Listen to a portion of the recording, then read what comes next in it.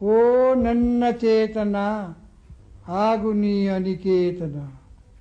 ರೂಪಗಳನ್ನು ದಾಟಿ ನಾಮಕೋಟಿಗಳನ್ನು ಮೀಟಿ ಎದೆಯ ಬಿರಿಯ ಭಾವದೀಟಿ ಓ ನನ್ನ ಚೇತನ ಆಗು ನೀ ಅನಿಕೇತನ. 100 ಮತದ ಹೊಟ್ಟ ತೂರಿ ಎಲ್ಲ ತತ್ವ ಎಲ್ಲೆ ಮೀರಿ ನಿರ್ದಿಗಂತವಾಗಿ ಏರಿ ಓ ನನ್ನ ಚೇತನ ಆಗು ನೀ ಅನಿಕೇತನ. ಎಲ್ಲಿಯೂ ನಿಲ್ಲದಿರು, ಮನೆಯನೆಂದೂ ಕಟ್ಟದಿರು, ಕೊನೆಯನೆಂದೂ ಮುಟ್ಟದಿರು, ಓ ಅನಂತವಾಗಿರು. ಓ ನನ್ನ ಚೇತನ ಆಗು ನೀ ಅನಿಕೇತನ. ಡಿಸೆಂಬರ್ 29 ಅಂತ ಹೇಳಿದ್ರೆ ಎಲ್ರಿಗೂ ಗೊತ್ತಿದೆ, ರಾಷ್ಟ್ರಕವಿ ಕುವೆಂಪು ಅವರ ಜನ್ಮದಿನ. ಈ ದಿನವನ್ನು ನಾವು ವಿಶ್ವ ಮಾನವ ದಿನ ಅಂತ ಹೇಳಿ ಆಚರಣೆ ಮಾಡ್ತೀವಿ. ಪ್ರಸಕ್ತ ಸಾಲಿನದ್ದು 121ನೆಯ ಜಯಂತಿ. ಈ ಸಂದರ್ಭದಲ್ಲಿ ನಾವು ವಿಶ್ವ ಮಾನವ ಕವಿಯ ಬಗ್ಗೆ ಮಾತನಾಡುವ ಅಂಥೇಳಿ ನಮ್ಮೊಂದಿಗಿದ್ದಾರೆ ಇವತ್ತು ಪ್ರೊಫೆಸರ್ ಜಿ ಪ್ರಶಾಂತ್ ನಾಯಕ್. ಇವರು ಶಿವಮೊಗ್ಗದಲ್ಲಿರುವ ಕುವೆಂಪು ವಿಶ್ವವಿದ್ಯಾನಿಲಯದ ಕನ್ನಡ ವಿಭಾಗದ ಮುಖ್ಯಸ್ಥರು. ಪ್ರಶಾಂತ್ ಸರ್, ತಮಗೆ ಸ್ವಾಗತ, ನಮಸ್ಕಾರ. ಪ್ರಶಾಂತ್ ಸರ್, ನಮಗೆ ಬೆರಗು ಹುಟ್ಟಿಸುವ ಕವಿ ಅಂತ ಹೇಳಿದ್ರೆ ಯಾರು? ಕುವೆಂಪು ಅವರು. ನಾವು ಚಿಕ್ಕಂದಿನಿಂದನೂ ಅಂದರೆ ಎಲ್ಲಾದರೂ ಇರು ಎಂತಾದರೂ ಇರು, ಬಾರಿಸು ಕನ್ನಡ ಡಿಂಡಿಮವ್ವ ಇವೆಲ್ಲವನ್ನು ಓದಿಕೊಂಡು ಕೇಳಿಕೊಂಡು ಹಾಡಿಕೊಂಡು ಬೆಳೆದವರು. ಸೊ ನಮ್ಮ ಕನ್ನಡಿಗರ ಜೀವನದಲ್ಲಿ ಕುವೆಂಪು ಎಲ್ಲ ಒಂದು ಸ್ತರಗಳಲ್ಲೂ ಹಾಸುಹೊಕ್ಕಾಗಿದ್ದಾರೆ. ಸೊ ಇವತ್ತು ನಾವು ಕುವೆಂಪು ಎಷ್ಟು ರಿಲೆವೆಂಟ್ ಅಥವಾ ಎಷ್ಟು ಪ್ರಸ್ತುತ, ಕುವೆಂಪು ಅವರ ವಿಶ್ವಮಾನವ ಪ್ರಜ್ಞೆ ಇರ್ಬೋದು ಅಥವಾ ಅವರು ಸಮಾಜದ ಬಗ್ಗೆ ಏನು ಮಾತಾಡಿದರು, ಇವೆಲ್ಲನೂ ಎಷ್ಟು ಪ್ರಸ್ತುತ ಅಂತ ತಮಗನ್ಸುತ್ತೆ?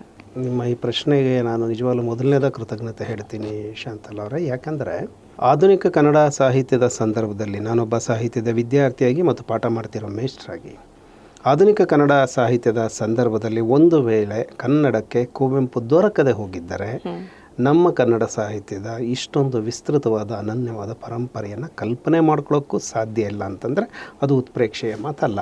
ಹಾಗಿದ್ರೆ ನಾನೊಂದು ಕಿರು ಪ್ರಶ್ನೆಯಲ್ಲಿ ಹಾಕೇ ಬಿಡ್ತೀನಿ. ಹೇಳಿ. ಏನಪ್ಪ ಅಂತ ಹೇಳಿದ್ರೆ, ನೀವು ಆ ದೊಡ್ಡ ಪ್ರಶ್ನೆಗೆ ನಂತರ ಉತ್ತರಿಸಿ. ನನ್ನ ಕಿರು ಪ್ರಶ್ನೆ ಏನಪ್ಪ ಅಂತ ಹೇಳಿದ್ರೆ, ಜೇಮ್ಸ್ ಎಚ್ ಕಸಿನ್ಸ್ ಐರಿಷ್ ಕವಿ, ಇವರಿಗೆ ಈ ಒಬ್ಬ ತರುಣ ಕವಿ ತನ್ನ ಇಂಗ್ಲೀಷ್ನಲ್ಲಿ ಬರೆದ ಕವಿತೆಗಳನ್ನು ತೊಗೊಂಡೋಗಿ ಕೊಡ್ತಾರಲ್ಲ, ಆ ನಂತರ ಅವ್ರು ಹೇಗೆ ಕನ್ನಡಕ್ಕೆ ಬಂದಿದ್ದು ಅನ್ನೋದನ್ನು ತಾವು ಸ್ವಲ್ಪ ತಿಳಿಸ್ಕೊಡಿ. ಬಹುಶಃ ನಾನು ಅಲ್ಲಿಗೆ ಬರ್ತಿದ್ದೆ ಅಂತ ಅನ್ಕೋತೀನಿ. ಯಾಕೆಂದರೆ ಇದೊಂದು ಅದೃಷ್ಟ. ಸಾಮಾನ್ಯವಾಗಿ ಏನಾಗುತ್ತೆ ಅಂದರೆ ನಾವೇನು ಯೋಚನೆ ಮಾಡ್ತೀವಿ ಅಂದರೆ ಶಾಂತಲ್ಲ, ಸಾಮಾನ್ಯವಾಗಿ ಕಾಲ ಇದೆಯಲ್ಲ, ಈ ಕಾಲ ಅನ್ನುವಂಥದ್ದೇ ಕೆಲವೊಮ್ಮೆ ಕೆಲವರು ಶ್ರೇಷ್ಠರನ್ನು ನನಗೆ ಬೇಕು ಅಂತ ಸ್ವಾಗತಿಸ್ಕೊಳುತ್ತಾ ಅನ್ನೋಂಥದ್ದೊಂದು ಹಳೆ ಮಾತಿದೆ. ಆ ಥರದ ಮಾತಿನ ಸಂದರ್ಭದಲ್ಲೇ ನಾವು ಬುದ್ಧನನ್ನು, ಬಸವನನ್ನು, ಗಾಂಧಿಯನ್ನು, ಅಂಬೇಡ್ಕರ್ನ ಯೋಚನೆ ಮಾಡುವ ಹಾಗೆ ಕನ್ನಡ ಸಂದರ್ಭದಲ್ಲೂ ನನಗೆ ಕುವೆಂಪು ಅವ್ರನ್ನ ಹಾಗೆ ಯೋಚನೆ ಮಾಡಬಹುದು ಅಂತ ಅನಿಸುತ್ತೆ. ನೀವು ಹೇಳಿದ ಹಾಗೆ ಹೌದು, ಕುವೆಂಪು ಮೊದಲಿಗೆ ಬರೆದದ್ದು ಇಂಗ್ಲೀಷಿನ ಗೀತೆಗಳು, ಬಿಗಿನರ್ಸ್ ಮ್ಯೂಸ್ ಅಂತ ಅವರ ಮೊದಲನೇ ಸಂಕಲನ. ಅವರು ಇಂಗ್ಲೀಷ್ನಲ್ಲೇ ಬರೆಯುವಾಗ ಅವ್ರಿಗೆ ಅನಿಸಿದ್ದೇನು ಅಂತಂದರೆ ಕನ್ನಡದಲ್ಲಿ ಪರಿಭಾಷೆಗಳಿರ್ಬೋದು, ಕನ್ನಡದಲ್ಲಿ ಯೋಚನೆ ಮಾಡುವ ಕ್ರಮಗಳಿರ್ಬೋದು, ಇಂಗ್ಲೀಷಿನಷ್ಟು ಶಕ್ತಿಶಾಲಿಯಾದದ್ದಲ್ಲ ಅಂತ. ಯಾಕಂದರೆ ಅವರೇ ಅವರ ಆತ್ಮಚರಿತ್ರೆಯಲ್ಲಿ ವಸಾಹತುಶಾಹಿಯ ಪ್ರಜ್ಞೆಗಳ ಬಗ್ಗೆ ಮಾತನಾಡುವಾಗ, ಒಂದು ವೇಳೆ ಭಾರತಕ್ಕೆ ಬ್ರಿಟಿಷರು ಬರದೇ ಹೋಗಿದ್ದರೆ ನಾನು ಕೂಡ ಎಲ್ಲೋ ಒಂದು ಕೂಲಿ ಕಾರ್ಮಿಕನಾಗಿಯೋ ಅಥವಾ ಇನ್ಯಾವುದೋ ಒಂದು ತೋಟ ಗದ್ದೆ ಈ ಥರದ ಕೆಲಸಗಳು ನಿರತನಾಗಬೇಕಾಗಿತ್ತು ಅಂತ ಹೇಳ್ತಾ ಇಂಗ್ಲೀಷ್ ಪ್ರಭಾವದ ಬಗ್ಗೆ ಮಾತನಾಡ್ತಾರೆ. ಹಾಗಾಗಿ ಆ ಥರ ಸಂದರ್ಭದಲ್ಲಿ ಅವರು ಇಂಗ್ಲೀಷ್ ಗೀತೆಗಳನ್ನು ಬರೆದು ಒಂದು ಸಲ ಮೈಸೂರಿಗೆ ಅವರು ಆಕಸ್ಮಿಕವಾಗಿ ಐರಿಷ್ ಕವಿ ಜೇಮ್ಸ್ ಎಚ್ ಕಸಿನ್ ಬಂದಾಗ ಅವ್ರಿಗೆ ಯಾರ್ದೋ ಇದರ ಮೇಲೆ ಅವರು ಕೆಲವರ ಪ್ರೇರಣೆ ಮೇಲೆ ಹೋಗಿ ತೋರಿಸ್ತಾರೆ. ಅವರು ಒಂದು ಸಲ ಇವರನ್ನು ಮೇಲಿಂದ ಕೆಳಗೆ ನೋಡಿ ಇವ್ರ ಕವಿತೆಗಳನ್ನು ನೋಡಿ, ಯಾಕಂದರೆ ಇವರು ಶರಾಯಿ ಹಾಕ್ಕೊಂಡು ಜುಬ್ಬ ಹಾಕ್ಕೊಂಡು ಗಾಂಧಿ ಟೋಪಿ ಥರ ಎಲ್ಲ ಇದ್ದಾಗ ಎಲ್ಲವೂ ಸ್ವದೇಶಿ ಇದ್ಯಾಕೆ ವಿದೇಶಿ ಅಂತ ಕೇಳ್ತಾರೆ. ಆಗ ಕುವೆಂಪು ಎಕ್ಸ್ಪ್ರೆಸ್ ಮಾಡೋದೇನು ಅಂತಂದರೆ, ಇಲ್ಲ, ನನ್ನ ಕನ್ನಡದಲ್ಲಿ ಕಾವ್ಯವನ್ನು ಬರೆಯೋಷ್ಟು ಗಟ್ಟಿಯಾದ ಪದಗಳಿಲ್ಲ. ಒಂದು ಅಚ್ಚರಿ ಹುಟ್ಟಿಸೋದೇನು ಅಂದರೆ, ಇದನ್ನು ಕುವೆಂಪುನವ್ರ ಆತ್ಮಚರಿತೆಯಲ್ಲಿ ದಾಖಲಿಸ್ತಾರೆ. ಆದರೆ ನನ್ನಂತವನಿಗೆ ಅಚ್ಚರಿ ಹುಟ್ಟಿಸೋದೇನು ಅಂದರೆ, ಇಷ್ಟು ದೊಡ್ಡ ಕವಿರಾಜ ಮಾರ್ಗದಿಂದ ಹಿಡ್ಕೊಂಡು ಅಲ್ಲಿವರೆಗೂ ಓದ್ಕೊಂಡಿರೋ ಕವಿಗೆ ಯಾಕೆ ಈಗ ಅನಿಸುತ್ತೆ ಅಂತ ಹೊಸ ತಲೆಮಾರು ಯೋಚನೆ ಮಾಡುವ ಕ್ರಮ ಇರಬಹುದಾ ಅಂತ. ಆಗ ಅವ್ರು ಹೇಳಿದ್ದೇನು ಅಂತಂದರೆ, ಯಾವುದೇ ಭಾಷೆ, ಯಾವುದೇ ಸಂಸ್ಕೃತಿ ತನಗೆ ತಾನು ಶ್ರೇಷ್ಠ ಆಗಿರೋಲ್ಲ. ಅದನ್ನು ಶ್ರೇಷ್ಠ ಮಾಡುವಂಥ ಒಬ್ಬ ಮಹನೀಯ, ಒಬ್ಬ ಮಹಾಪುರುಷ, ಒಬ್ಬ ಮಹಾಕವಿ ಕಾಣಿಸ್ಕೊಳ್ಬೇಕಾಗತ್ತೆ. ಅಂದರೆ ಅಷ್ಟೊತ್ತಿಗಾಗಲೇ ನಮಗೆ ಕನ್ನಡಕ್ಕೆ ಭಾರತಕ್ಕೆ ನೊಬೆಲ್ ಬಂದ್ಬಿಟ್ಟಿತ್ತು. ರವೀಂದ್ರನಾಥ್ ಟ್ಯಾಗೋರ್ ಅವರು ಗೀತಾಂಜಲಿ ಅವರು ಅದನ್ನು ಉದಾಹರಣೆ ಕೊಟ್ಟು ಹೇಳ್ತಾರೆ. ಗೀತಾಂಜಲಿ ಬರೆದದ್ದು ಯಾವ ಭಾಷೆನಲ್ಲಿ? ಅದು ಬೆಂಗಾಲಿನಲ್ಲಿತ್ತು. ಅದು ಶ್ರೇಷ್ಠ ಆದಾಗ ಪ್ರಶಸ್ತಿನೂ ಬಂತು ಮತ್ತು ನಾವು ಅದನ್ನು ಇಂಗ್ಲೀಷಿಗೆ ತೊಗೊಂಡ್ವಿ. ಹಾಗೆ ಅತ್ಯುತ್ತಮವಾದದ್ದನ್ನು ತಗೊಳ್ತಾರೆ ಅನ್ನುವಂಥ ಮಾತು ಹೇಳಿದಾಗ ಸ್ವಲ್ಪ ಬೇಸರದಿಂದಲೇ ವಾಪಸ್ಸು ಕವಿ ಬಂದಾಗ ಅವರು ಮನೆಗೆ ಅವರು ವಾಪಸ್ ರೂಮಿಗೆ ಬಂದಾಗ ಅವರದ್ದೇ ಗೀತೆಯನ್ನು ಹಾಡಬಹುದಾದ ಗೆಳೆಯನ ಸ್ವರ ಕೇಳಿದ ನಂತರ ಅವರು ಬದಲಾಗ್ತಾರೆ. ಬಹುಶಃ ಅದು ಅವ್ರಿಗೆ ಆ ಕ್ಷಣಕ್ಕೆ ಕುವೆಂಪುಗೆ ಸ್ವಲ್ಪ ಅಸಮಾಧಾನ ಹುಟ್ಟಿಸಿರ್ಬೋದು ಹೌದು. ಆದರೆ ನಾನು ಒಬ್ಬ ಸಾಹಿತ್ಯದ ವಿದ್ಯಾರ್ಥಿಯಾಗಿ ಎಲ್ಲ ಕನ್ನಡಿಗರ ಪರವಾಗಿ ನಾನೇನು ಹೇಳ್ತೀನಿ ಅಂದರೆ ನಾವು ಕಸಿನ್ಸನ್ನು ನೆನಪು ಮಾಡ್ಕೋಬೇಕು, ಅವರಿಗೊಂದು ಹ್ಯಾಟ್ಸ್ ಆಫ್ ಹೇಳಲೇಬೇಕು. ಬಹುಶಃ ಅವ್ರು ಹಾಗೆ ಹೇಳದೆ ಹೋಗಿದ್ದಿದ್ರೆ ಕನ್ನಡಕ್ಕೆ ಈ ಥರದೊಬ್ಬ ವಿಶ್ವಮಾನವ ಪ್ರಜ್ಞೆಯ ಕವಿ ಸಿಗ್ತಾ ಇರಲಿಲ್ಲ ಅನ್ನೋಂಥದ್ದು ಬಹಳ ಮುಖ್ಯ. ಆಮೇಲೆ ನೀವು ಕೇಳಿದ ಪ್ರಶ್ನೆಗೆ ನಾನು ವಾಪಸ್ ಬರೋದಾದರೆ, ಇಂಥದ್ದು ನಮ್ಮಲ್ಲೊಂದು ಹಳೆಯ ಮಾತಿದೆಯಲ್ಲ, ಈ ಆಡು ಮುಟ್ಟದ ಸೊಪ್ಪಿಲ್ಲ, ಹಾಗೇನು ಯೋಚನೆ ಮಾಡ್ಕೊಂಡು ಬಂದರು ಅಂತ ಅನಿಸ್ಲಿಲ್ಲ.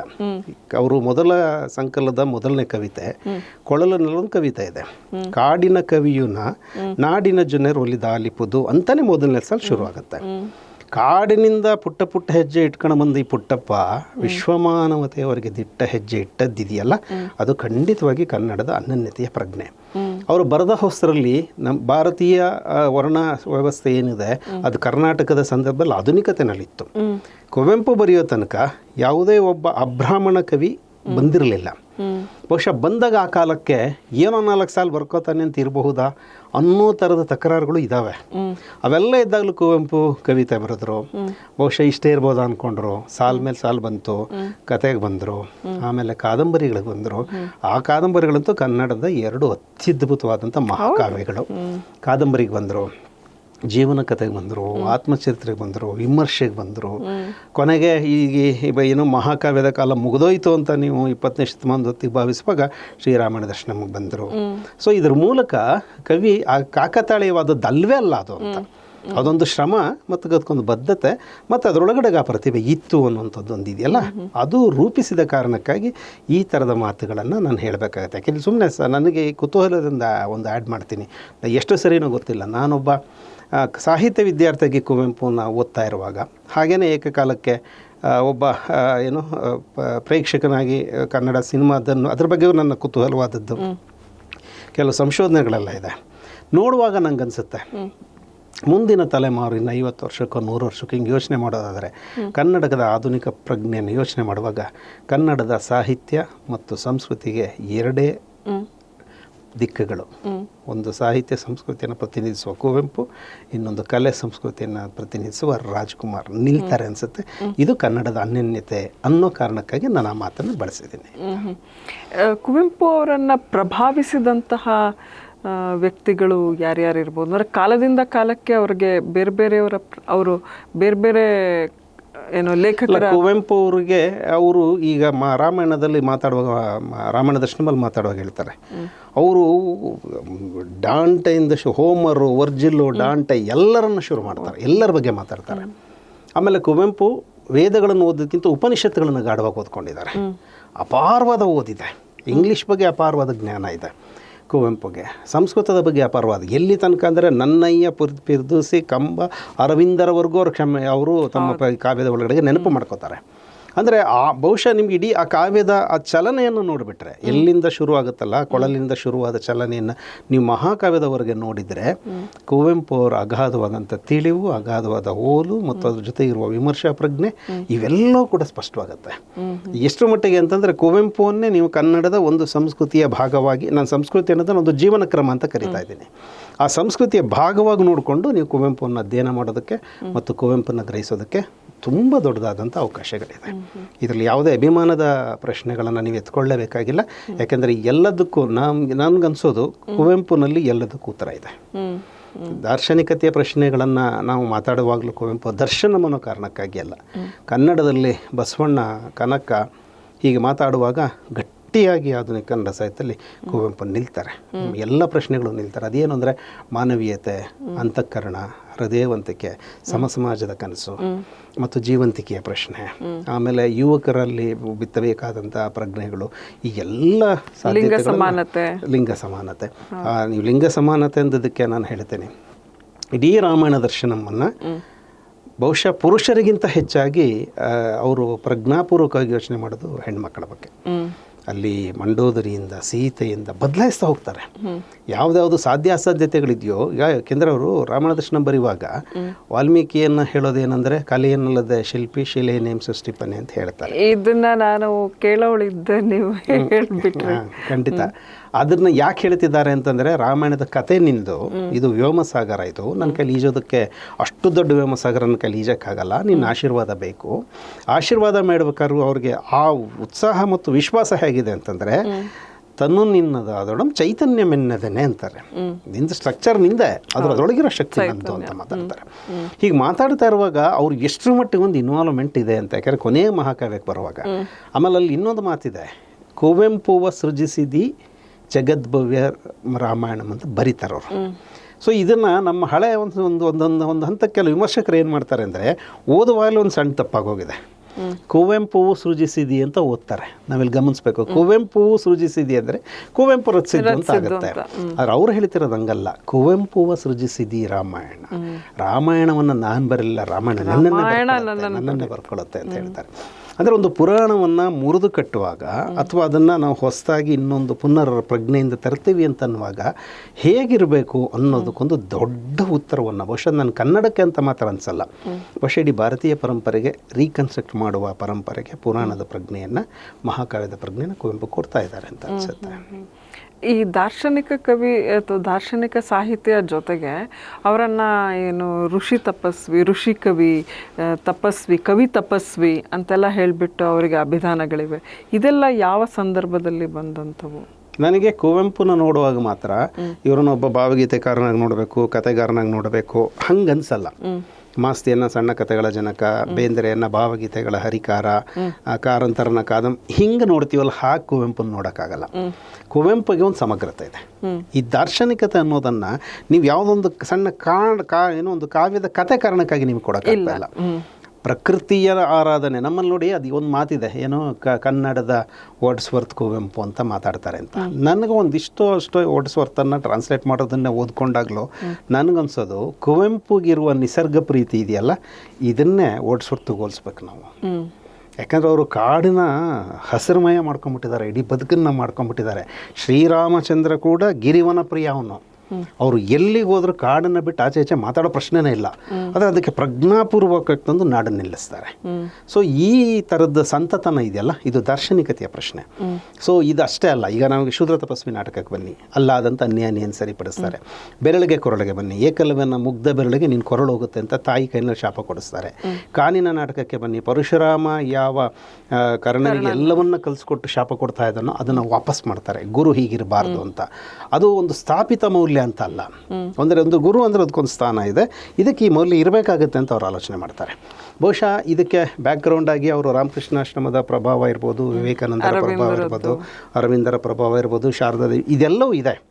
ಇದೆಲ್ಲವೂ ಇರುವಾಗ ನಾನು ಪ್ರಭಾವ ಇದೆ ಅಂತ ಬರೆಯೋದು ಬೇರೆ, ಆದರೆ ಅದನ್ನು ನನ್ನದಾಗಿಸ್ಕೊಂಡು ನನ್ನತನವನ್ನು ಸ್ಥಾಪಿಸ್ಕೊಳ್ಳೋದು ಚಿಕಿತ್ಸಕ ಅದಿದೆ. ಅದು ಸೀರಿಯಸ್ ಆಗಿ ನೀವು ಹೇಳ್ತೀರಿ. ಈಗ ನೋಡಿ, ರೈತನ ಮೇಲೆ ಎಷ್ಟು ಗೀತೆಗಳು ಬಂತು ಕುವೆಂಪುದು.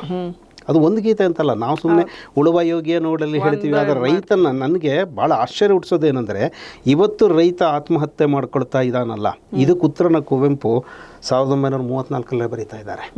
ಅವ್ರು ಹೇಳ್ತಾರೆ, ಕರಿಯರದೋ ಬಿಳಿಯರದರದೋ ಯಾರದಾಗಲಿ ಸಾಮ್ರಾಜ್ಯ, ಅವರು ತೆವಿದರ ಯಾರು ನಮ್ಮವ್ರಲ್ಲದವರು ಇಂಗ್ಲೀಷರೇ ತೆವಿದರದು ಕತ್ತಿನ, ನಮ್ಮವ್ರು ತೆವಿದರ ಹೂವು ಅನ್ನುವಂಥ ಪ್ರಶ್ನೆಯನ್ನು ಕೇಳ್ತಾರೆ. ರೈತ ಎಲ್ಲ ಕಾಲಕ್ಕೂ ಸಿಕ್ಕಾಕೊಂಡಿದ್ದಾನೆ ಅಂತ.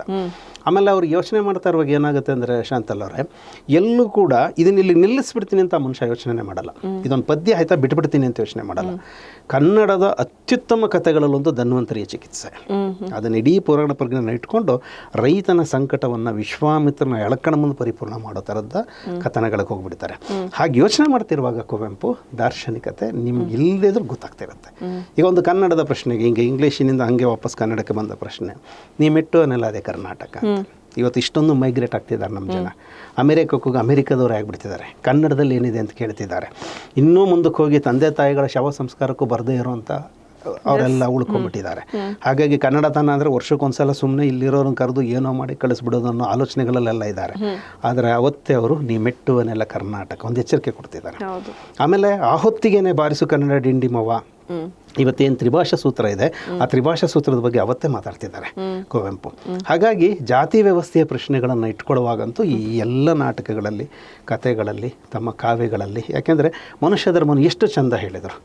3 ದೇವ್ರನ್ನೆಲ್ಲ ನೂಕಾಚೆ ದೂರ. ಇವತ್ತು ನಾವು ದೇವಿ ಪೂಜಿಸುವ ಬಾರ. ನಾನು ಹೇಳೋದು ಇವತ್ತು ದೇಶಭಕ್ತಿಯ ಬಗ್ಗೆ ಏನೇನೋ ಮಾತಾಡ್ತಿದ್ದೀವಿ, ಆದರೆ ಕುವೆಂಪು ಅವತ್ತೇ ಹೇಳಿದ್ರಲ್ಲ, ದೇವ್ರನ್ನೆಲ್ಲ ತೆಗೆದಾಕ್ಬಿಡು, ನಿನ್ನ ಗುಡಿ ಚರ್ಚು ಮಸೀದಿಗಳ ಬಿಟ್ಟು ಹೊರ ಬನ್ನಿ, ಯಾಕೆಂದ್ರೆ ಭಾರತಾಂಬೆಯ ದೇವಿ ಅಂತ ಕರೀತಾರೆ.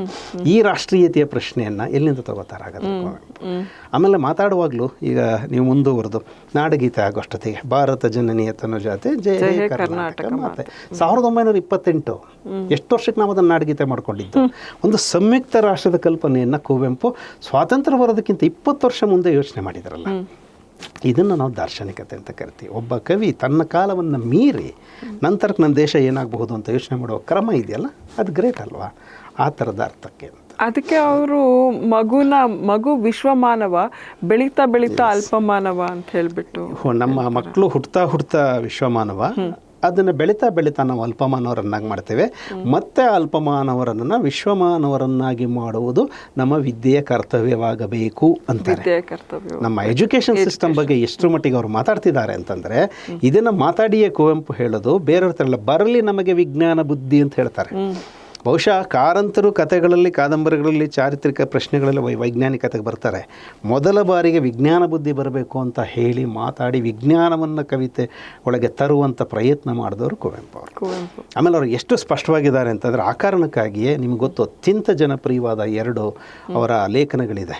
ನಾವು ಅದನ್ನು ಪ್ರತಿ ವರ್ಷ ನಮ್ಮ ವಿದ್ಯಾರ್ಥಿಗಳಿಗೆ ಪಠ್ಯಗಳನ್ನು ಮಾಡಬೇಕು, ಇಲ್ಲ ವಿಶ್ವವಿದ್ಯಾಲಯಗಳು ಅದನ್ನು ಪ್ರಕಟಿಸಿ ಉಚಿತವಾಗಿ ಹಂಚಬೇಕು ಅನ್ನೋ ಮಟ್ಟಕ್ಕೆ ನಾವು ಮಾತಾಡ್ತಾ ಇದ್ದೀವಿ. ಒಂದು ವಿಚಾರ ಕ್ರಾಂತಿಗೆ ಆಹ್ವಾನ, ಇನ್ನೊಂದು ಆತ್ಮಶ್ರೀಗಾಗಿ ನಿರಂಕುಶಮತಿಗಳಾಗಿ.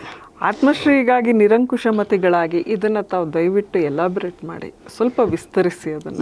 ಅದು ಬಂದ ತಕ್ಷಣ ಎಲ್ಲರಿಗೂ ಬಹಳ ಶಾಕ್ ಆಗಿದ್ದೇನೆಂದರೆ, ನಿರಂಕುಶಮತಿಗಳಾಗ ಕರೆ ಕೊಡ್ತಿದ್ದಾರೆ ಇವರು ಅಂತ. ನಿರಂಕುಶಮತಿ ಅಂತಂದ್ರೆ ಒಬ್ಬ ಸಾರ್ವಭೌಮ, ಅವನು ಸರ್ವಾಧಿಕಾರಿ. ಆದರೆ ನೀವು ನಿರಂಕುಶಮತಿಗಳಿಗಾಗಿ ಹೇಳ್ತಿರುವಾಗ ಆತ್ಮಶ್ರೀಗಾಗಿ ಬಿಡ್ತಿದ್ದಾರಲ್ಲ, ಅವರು ಯುವಕರಿಗೆ ಏನು ಹೇಳ್ತಿದ್ದಾರೆ ಅಂದರೆ, ಆತ್ಮಶ್ರೀ, ನಿನ್ನ ಮಾತನ್ನು ನೀನು ಕೇಳಬೇಕು, ನಿನಗೆ ನೀನು ಸರಿ ಹೋಗಬೇಕು, ನಿನ್ನ ಮೆದುಳು, ನಿನ್ನ ಮನಸ್ಸು ನಿನ್ನ ಕೈನಲ್ಲಿರಬೇಕು, ಅದಕ್ಕೆ ನೀನು ನಿರಂಕುಶಮತಿ ಆಗು ಅಂತ ಹೇಳ್ತಿದ್ದಾರೆ. ಸೊ ಇದು ಎಲ್ಲಿಗೆ ಹೋಗುತ್ತೆ ಅಂದರೆ, ವಿವೇಕಾನಂದ ಹೇಳಿದ್ರಲ್ಲಪ್ಪ, ಒಂದು 50 ಜನ ನನಗೆ ಶ್ರೇಷ್ಠರನ್ನು ಕೊಡಿ, ಪ್ರಜ್ಞೆಯಲ್ಲಿ ನಿಂತಿದ್ದಾರೆ ಅವರು. ನನಗೆ ಎಂಥ ಯುವಕರು ಬೇಕು ಅಂತ ಹೇಳ್ತಿದ್ದಾರೆ. ನೀವು ಆ ಇಡೀ ಲೇಖನದಲ್ಲಿ ಮತೀಯತೆ ನಮ್ಮನ್ನು ಹೆಂಗೆ ಹೊಡೆದಾಗ್ತಿದೆ ಅನ್ನೋದನ್ನು ಹೇಳ್ತಾರೆ. ಎಷ್ಟು ಧರ್ಮಗಳು ನಮ್ಮನ್ನು ಏನು ಹಾಕ್ತಿದ್ದಾವೆ ಅಂತ. ನಾವು ಓದೋದಕ್ಕೆ, ವಿಜ್ಞಾನಕ್ಕೆ, ಯುಗೆ ಕಳೆಯೋಕ್ಕಿಂತ ಶಿಲ್ಬೆ ಹಾಕೊಳ್ಳೋನು ಯಾರು, ಅಥವಾ ಇದನ್ನ ಮೇಲೆ ಹಣೆ ಮೇಲೆ ತಿಲ್ಕ ಇಟ್ಕೊಳ್ಳೋನು ಯಾರು, ವಿಭೂತಿ ಎಷ್ಟಿರಬೇಕು, ಮತ್ತು ಎಲ್ಲಿ ಸ್ನಾನ ಮಾಡಬೇಕು, ಯಾರನ್ನು ಒಳಗೆ ಬಿಟ್ಕೋಬೇಕು, ಎಷ್ಟು ದೂರಕ್ಕೆ ಒಳಗೆ ಬಿಟ್ಕೋಬೇಕು, ಹಿಂಗೆ ಯೋಚನೆ ಮಾಡೋದ್ರಲ್ಲ ಕಳೆದೋಗ್ತಾ ಇದ್ದೀವಿ ಅಂತ. ಯಾವುದನ್ನು ಸನಾತನ ಪ್ರಜ್ಞೆ ಇದೆಯಲ್ಲ, ಅದನ್ನು ಮಾನವೀಯತೆಗೆ ತರುವ, ಸಮಾನತೆಗೆ ತರುವ ಬಹುದೊಡ್ಡ ಆಶಯವನ್ನು ಅವರು ಯುವಕರಿಗೆ ಕರೆ ಕೊಡ್ತಿದ್ದಾರೆ. ಹಾಗಾಗಿ ಬಹುಶಃ ಇದರ ಮೇಲೆ ವಿವೇಕಾನಂದ ಪ್ರಭಾವ ಇದ್ದಿರಬಹುದು. ಆದರೆ ಕುವೆಂಪು ಸ್ವಾತಂತ್ರ್ಯ ಪೂರ್ವದಲ್ಲೇ ನಿಂತ್ಕೊಂಡು ಈಗ ಮಾತಾಡ್ತಾ, ಅಥವಾ 74ರಲ್ಲಿ ಘಟಿಕೋತ್ಸವ ಭಾಷಣ ಮಾಡಿ ಮಾತಾಡ್ತಾ ಇರೋದು ಇವತ್ತಿಗೂ ನಮ್ಮ ಹುಡುಗರಿಗೆ ಬೇಕು. ಯಾಕಂದರೆ ಇವತ್ತು ನಮ್ಮ ಯೂತ್ಸು ಎಲ್ಲಿ ಕಳೆದೋಗ್ತಿದ್ದಾರೆ ಅಂತ ನಮಗೆ ಗೊತ್ತಾಗ್ತಿದೆ. ಅಲ್ವಾ? ಈ ಧರ್ಮ ಅನ್ನುವಂಥದ್ದು ವ್ಯಸನವಾಗಿಯೋ, ಧರ್ಮ ಅನ್ನೋದು ರಾಜಕಾರಣವಾಗಿಯೋ ಬದಲಾಗುವಾಗ ನಮ್ಮ ಯುವಕರು ಯಾವ ಕಡೆಗೆ ಹೋಗ್ತಿದ್ದಾರೆ. ಆಗಿರುವಾಗ ಕುವೆಂಪು ಯುವಕರಿಗೆ ಬೇಕು. ಆಗ ಅವರು ಆತ್ಮಶ್ರೀಗಾಗಿ ಕರೆ ಕೊಡ್ತಾರೆ. ಅವ್ರು ಎಲ್ಲಿ ತನಕ ಹೋಗ್ತಾರೆ ಆ ಲೇಖನದಲ್ಲಿ ಅಂತಂದರೆ, ನೀನು ಮದುವೆ ಆಗೋದಕ್ಕಿಂತ ಮುಂಚೆ ವಯಸ್ಸಾಗಿದೆ ಅಂತ ಯೋಚನೆ ಮಾಡಬೇಡ, ನೀನು ಸಂಪಾದನೆ ಮಾಡೋಕ್ಕೆ ಸಾಧ್ಯ ಇದೆ ಯೋಚನೆ ಮಾಡು ಅಂತಾರೆ. ಸ್ವಾಭಿಮಾನದ ಪ್ರಶ್ನೆಯ ಒಳಗಡೆಗೆ ಅದು ನಿನಗೆ ಸಾಧ್ಯವಾದರೆ ಆಮೇಲೆ ಮದುವೆಗೆ ಒಂದು ಬೆಲೆ ಬರುತ್ತೆ ಅನ್ನೋಂಥ ಮಾತನಾಡ್ತಾರೆ. ನೀ ತಂದೆ ತಾಯಿ ಆದರೆ ಎಷ್ಟು ದಿನ ದುಡ್ಡಿಸ್ಕೋಬೇಕು ಅಂತ ಮಾತಾಡ್ತಾರೆ. ಸೊ ನೀನು ಓದುವಂಥ ಆಯ್ಕೆ ಯಾವುದಾಗಿರಬೇಕು ಅನ್ನೋದು, ನಿನ್ನ ಆಸಕ್ತಿ ಯಾವುದಾಗಿರಬೇಕು ಅಂತ ಮಾತಾಡ್ತಾರೆ.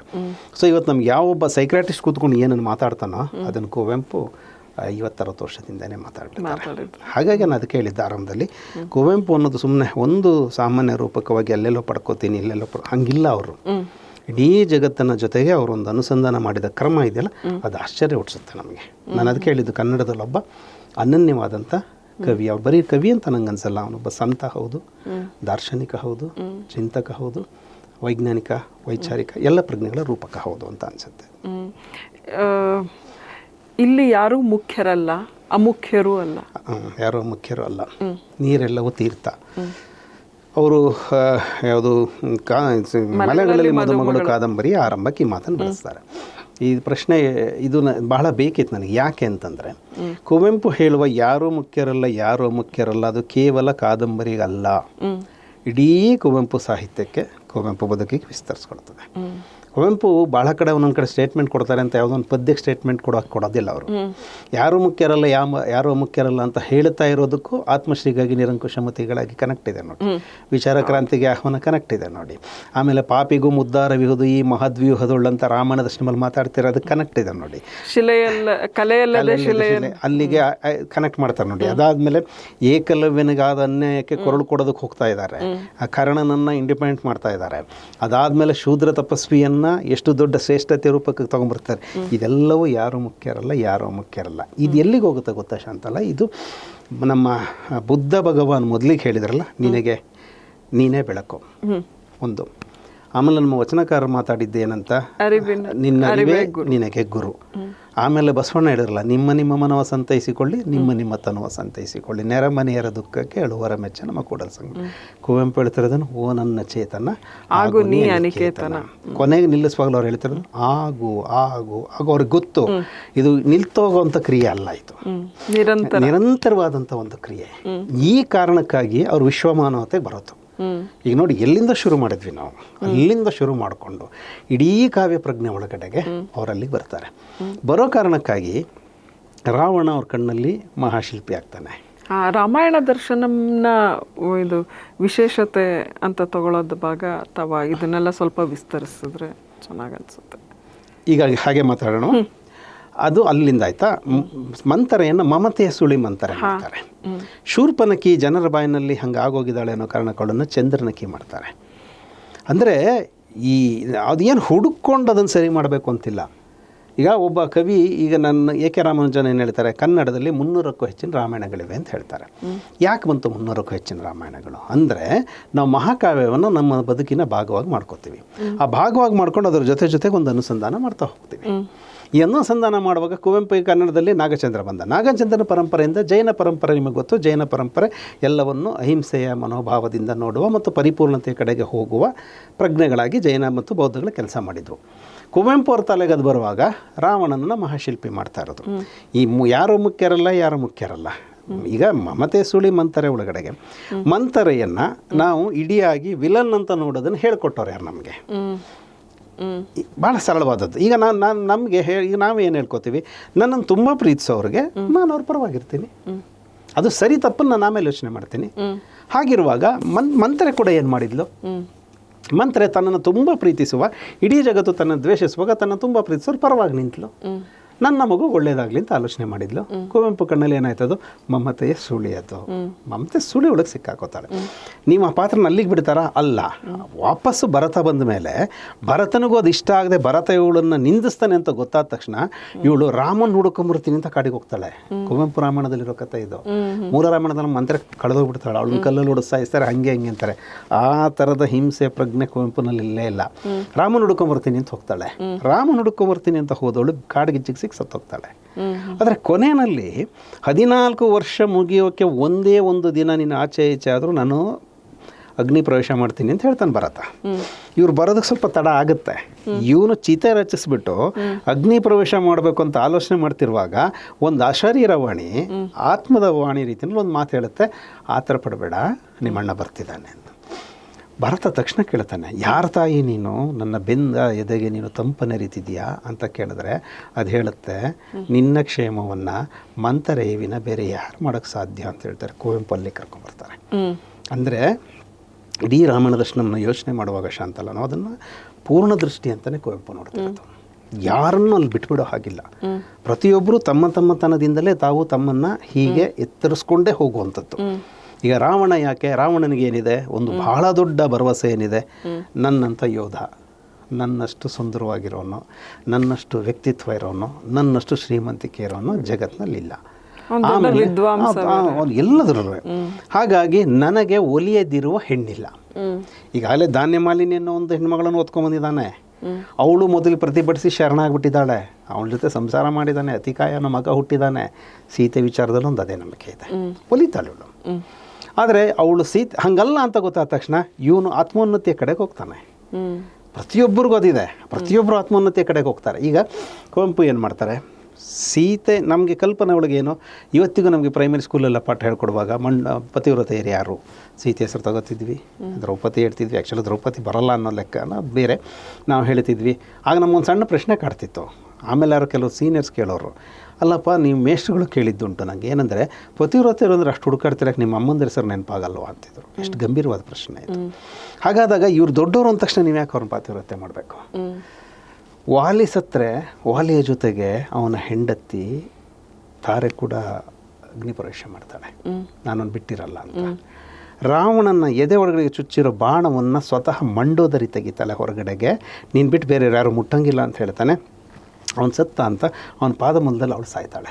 ಅಂದರೆ ಕುವೆಂಪು ಯೋಚನೆ ಮಾಡ್ತಿರೋ ಕ್ರಮ ಏನಂದರೆ, ಯಾಕೆ ಶ್ರೇಷ್ಠತೆ ಅನ್ನೋದು ಸನಾತನ ಅನ್ಕೊಳ್ಳೋ ನಿಮ್ಮ ಯಾವುದೋ ಜಾತಿಗೆ ಬೇಕಾ, ನಿಮ್ದು ಯಾವುದೋ ವರ್ಗಕ್ಕೆ ಬೇಕಾ, ನಿಮ್ದು ಯಾವುದೋ ಕ್ಷಾತ್ರ ಧರ್ಮಕ್ಕೆ ಬೇಕಾ, ಯಾಕೆ ವಾನರ ಹೆಣ್ಮಗಳಿಗೆ ಪ್ರೀತಿ ಇರೋದಿಲ್ವಾ? ಇದು ಪರಿಪೂರ್ಣತೆ ಪ್ರಶ್ನೆ. ಅಂದರೆ ನಿನಗೆ ಸಿಗ್ತಾ ಇದೆ ಅವಕಾಶ ಅಂದರೆ ಬಿಡೋಕ್ಕೆ ಸಾಧ್ಯನೇ ಇಲ್ಲ. ಅದನ್ನು ಕಟ್ಕೊಳ್ಳುವಂಥ ಪ್ರಜ್ಞೆವರೆಗೆ ಎಲ್ಲಿವರೆಗೂ ಹೋಗೋದಕ್ಕೆ ಸಾಧ್ಯ ಇದೆ ಅಲ್ಲಿವರೆಗೂ ಹೋಗ್ತಾರೆ. ಈಗ ಅಗ್ನಿ ಪರೀಕ್ಷೆ ಕೂಡ ಅದೇ ಥರ. ಅಗ್ನಿ ಪರೀಕ್ಷೆ, ಈಗ ಅಗ್ನಿ ಪರೀಕ್ಷೆ ನಾವು ಬಹುಶಃ ಯಾರೂ ಕಲ್ಪನೆ ಮಾಡಿಲ್ಲ ಜಗತ್ತಿನಲ್ಲಿ. ಎರಡು ಮುಖ್ಯವಾದಿದೆ, ಅದೆರಡು ಹೇಳ್ಬಿಡ್ತೇನೆ. ಒಂದು ಅಗ್ನಿ ಪರೀಕ್ಷೆ, ಸೀತೆಯನ್ನು ಅವನು ಅದು ಭಾಳ ಕೆಟ್ಟದಾಗಿ ಅವಳ ಜೊತೆಗೆ ಮಾತಾಡ್ತಾನೆ. ಮೂಲ ರಾಮಾಯಣದಲ್ಲಿದೆ, ಕುವೆಂಪು ರಾಮಾಯಣದಲ್ಲೂ ನೀನು ಕಣ್ಣಿದ್ರೆ ನಿಲ್ಬೇಡ, ನೀನು ಅರ್ಥ ಮಾಡ್ಕೊಳ್ಳೋಂಗೆ ಎಲ್ಲರೂ ಕಡು ಮೂರ್ಖೆ ಅಂತೆಲ್ಲ ಬೈತಾನೆ. ಇದೆಲ್ಲ ಆದಮೇಲೆ ಕೊನೆಗಳು ಚಿತೆ ರಚಿಸು ಸೌಮಿತ್ರಿ ಅಂತ ಹೇಳ್ತಾಳೆ. ಲಕ್ಷ್ಮಣ ಇದನ್ನು ಚಿತೆ ರಚಿಸ್ತಾನೆ.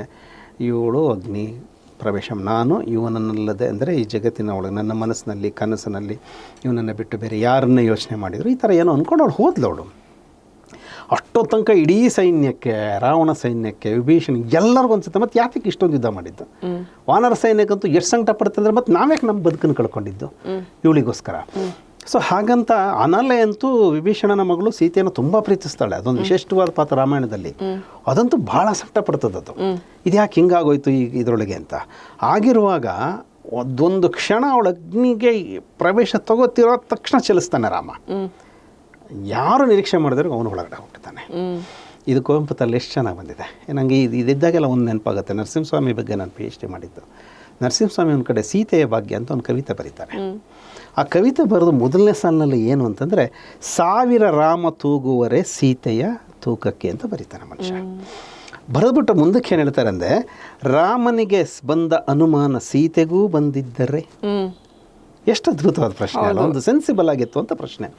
ಬಹುಶಃ ನಮ್ಗಳನ್ನೂ ಕಾಡೋ ಪ್ರಶ್ನೆ. ಯಾಕಂದರೆ ಸೀತೆ ಅಟ್ಲೀಸ್ಟು ರಾವಣನ ಬಂಧನದಲ್ಲಾದ್ರು ಇದ್ದು, ಇವನು ಕಾಡು ಮೇಡಲ್ಲಿ ತಿನ್ನಲ್ಲ.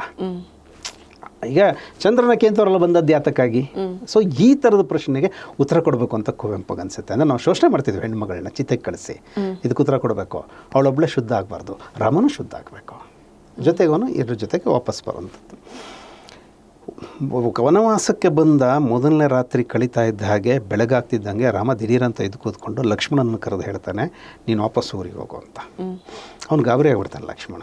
ಯಾಕೆಂದರೆ, ನಾನು ನಿನ್ನೆ ರಾತ್ರಿ ಊರ್ಮಿಳೆ ಒಬ್ಬಳೇ ಕೂತು ರೋಧಿಸುತ್ತಿದ್ದದ್ದನ್ನು ಕಂಡೆ ಅಂತನು.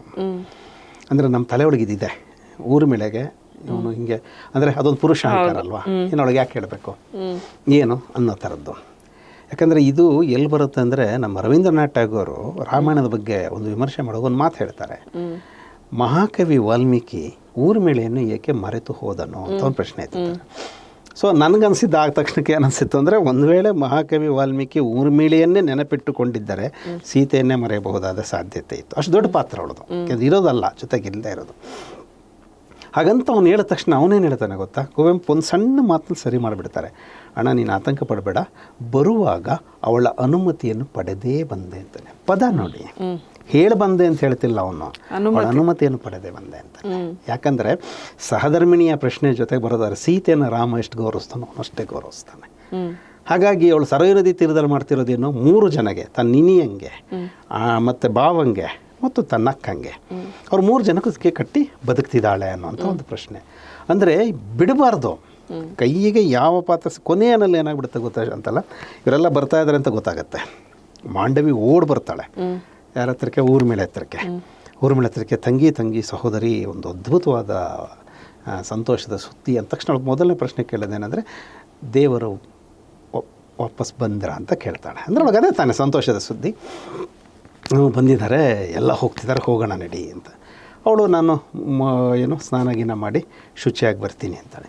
ಪಾಪ ಮಾಂಡವಿಗೆ ಏನಂದರೆ, ಇಷ್ಟು 14 ವರ್ಷ ತಪಸ್ಸು ಮಾಡಿದ್ಯಾ, ಈ ರೂಪರೇಷೆಯಲ್ಲಿದೆಯಾ, ನಿನ್ನದನ್ನು ನಿನ್ನ ಗಂಡ ನೋಡಬೇಕಲ್ವ, ನೀನು ಇಷ್ಟು ಶ್ರಮ ಪಟ್ಟಿದ್ಯಾ ಅಂತ ಹೇಳಿದ್ರೆ ಅವಳು ಏನು ಹೇಳ್ತಾಳೆ, ಕಡಲ್ಗಿದ್ದಿರ ಪನಿಗೆ ಪ್ರದರ್ಶನ ಅಂತಾಳೆ.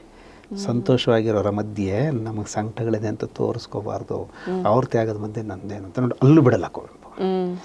ಒಂದು ಮಹಾಕಾವ್ಯ ಅಂದರೆ ಏನು ಗೊತ್ತಾ ಶಾಂತಲ್ಲ, ನಾನು ಯಾಕೆ ಈ ಮಾತನ್ನು ಬಳಸ್ತೀನಿ ಅಂದರೆ, ರಾಮಾಯಣ ದರ್ಶನ ಬಂದಾಗ ಕನ್ನಡದಲ್ಲಿ ಕೆಲವು ಜನ ವಿಮರ್ಶಕರು ಅದನ್ನು ಓದ್ದೇನೋ ಈ ಕೃತಿ ಚೆನ್ನಾಗಿಲ್ಲ ಅಂತ ಮಾತಾಡಿದ ಚರಿತ್ರೆ ಇದೆ. ಕುವೆಂಪು ಬಗ್ಗೆ ಇದ್ದಂಥ ಸಿಟ್ಟುಗಳ ಆ ಥರದ್ದು ಕೆಲವು ಇದ್ದಾವೆ, ಅದಕ್ಕೆ ಬೇರೆ ಬೇರೆ ಕಾರಣಗಳಿವೆ. ರಾಮಾಯಣನ ಓದ್ದೇನೆ ಮಾತಾಡಿದವರು ಇದ್ದಾರೆ. ಆದರೆ ಒಂದು ಮಹಾಕಾವ್ಯ, ನಾನೊಬ್ಬ ಸಾಹಿತ್ಯದ ವಿದ್ಯಾರ್ಥಿಗೆ ಹೇಳ್ತೀನಿ, ನೀವು ಮಹಾಕಾವ್ಯ ಅದು ಕತೆ ಅಲ್ಲ, ಅದು ಕವಿತೆನೂ ಅಲ್ಲ, ನಾಟಕವಂತೂ ಅಲ್ಲೇ ಅಲ್ಲ. ಕೆಲವು ಕಡೆ ನೀವು ಶಬ್ದಗಳನ್ನು ಸೀಳಬೇಕು. ಇನ್ನು ಈ ಮಹಾಶಿಲ್ಪಿ ದಿಟಮ್ ಅನ್ನೋದನ್ನು ನೀವು ಸೀಳದೆ ಹೋದರೆ, ಮಂಡೋದರಿ ಸೀತೆ ಪರಸ್ಪರ ಭೇಟಿಯಾಗೋಗಿ ಮಾಡ್ತಾರೆ ಕುವೆಂಪು. ಅವರಿಬ್ಬರು ಭೇಟಿಯಾಗಿ ಕೊನೆಗೆ ಅವ್ರು ಪರಸ್ಪರ ಅಂದ್ಕೊಳ್ಳೋದೇನೆಂದ್ರೆ, ನಾನು ಅಕ್ಕನೇ ನಿನಗೆ ತಂಗಿ ಅಂತಾರೆ. ನಿಮ್ಗೆಲ್ಲ ಅಕ್ಷರಗಳನ್ನು ಸೀಳದೆ ಹೋದರೆ ಕಥನನೇ ದಕ್ಕಲ್ಲ, ಒಂದು ನಿಮಗೆ ಲಿಂಕೇ ತಪ್ಪೋಗ್ತದೆ. ಅಂಥದ್ದೊಂದು ಕಥನದ ಬಹುದೊಡ್ಡ ಪ್ರಜ್ಞೆಯನ್ನು ಕುವೆಂಪು ಕನ್ನಡದಲ್ಲಿ ರೂಪಿಸ್ತಾರೆ. ಆ ಕಾರಣಕ್ಕಾಗಿ ಅದು ಶ್ರೀರಾಮಾಯಣ ಬರೀ ರಾಮಾಯಣ ಅಲ್ಲ, ಅದು ದರ್ಶನಂ. ಅದು ಅಲ್ಲಿಗೆ ನಿಲ್ಲೋದಿಲ್ಲ. ಮುಂದಿನ ಜನ್ಮದಲ್ಲಿ ರಾವಣ ಕುಂಭಕರ್ಣರು ಲವಕುಶರಾಗಿ ಜನ್ಮ ಎತ್ತಿ ಸೀತೆಯ ಮಡಿಲಲ್ಲಿ ಮಕ್ಕಳಾಗ್ತಾರೆ ಅನ್ನೋರಿಗೆ ಕುವೆಂಪು ಹೋಗ್ತಾರೆ. ಅಂದರೆ ಕೆಡುಕು ಅನ್ನೋದನ್ನು ಯೋಚನೆ ಮಾಡೋ ಕ್ರಮ ಇತ್ತಲ್ಲ. ಯಾಕೆ ಗೊತ್ತಮ್ಮ, ನಮ್ಮ ಕನ್ನಡದಲ್ಲಿ ಏನಿದೆ ಅದು ನಿಮಗೂ ಗೊತ್ತು, ಕನ್ನಡದಲ್ಲಿ ಖಳನಾಯಕರಿಲ್ಲ. ಆಮೇಲೆ ನಮ್ಮ ಕನ್ನಡದ ಪುಣ್ಯ ಏನು ಗೊತ್ತಾ, ನಮ್ಮ ಕನ್ನಡ ಸಾಹಿತ್ಯ ಚರಿತ್ರೆ ಅಥವಾ ಸಾಹಿತ್ಯ ಪರಂಪರೆ ಶುರುವಾಗೋದೆ ಜೈನ ಧರ್ಮದ ಬ್ಯಾಕ್ಗ್ರೌಂಡಲ್ಲಿ, ಹಿನ್ನೆಲೆಯಲ್ಲಿ. ಜೈನರ ಒಳಗಡೆಗೆ ಹಿಂಸೆಗಳಿಗೆ ಬೆಲೆ ಇಲ್ಲ. ಆಮೇಲೆ ಜೈನರ ಒಳಗಡೆಗೆ ಖಳನಾಯಕರಿಗೆ ಜಾಗ ಇಲ್ಲ. ಅವ್ರೇನು ಮಾಡ್ತಾರೆ, ಪ್ರತಿನಾಯಕರನ್ನ ಸೃಷ್ಟಿ ಮಾಡ್ತಾರೆ. ಸೊ ಈ ಪರಂಪರೆ ಇದೆಯಲ್ಲ, ಈ ಪರಂಪರೆಯನ್ನು ಕುವೆಂಪು ಅದ್ಭುತವಾಗಿ ರೂಪಿಸ್ಕೊಂಡ್ಬರ್ತಾರೆ. ಬಂದು ಅವರು ಒಂದು ಸಲ ಹನುಮಂತನಿಗೆ ಹೇಳ್ತಾರೆ, ಏನಂತ, ರಾವಣ ಅಂದರೆ ಯಾರು ಅಂದ್ಕೊಂಡಿದ್ಯಾ, ನಾನೇ, ನನ್ನದೇ ಅಂಶ. ಇಲ್ಲವಾಗಿದ್ದರೆ ಅವನು ಸೀತೆಯನ್ನು ಮುಟ್ಟುವುದಾಗಲಿ ಹೊತ್ತೊಯ್ಯುವುದಾಗಲಿ ಹೇಗೆ ಸಾಧ್ಯವಾಗುತ್ತಿತ್ತು ಅಂತಾರೆ.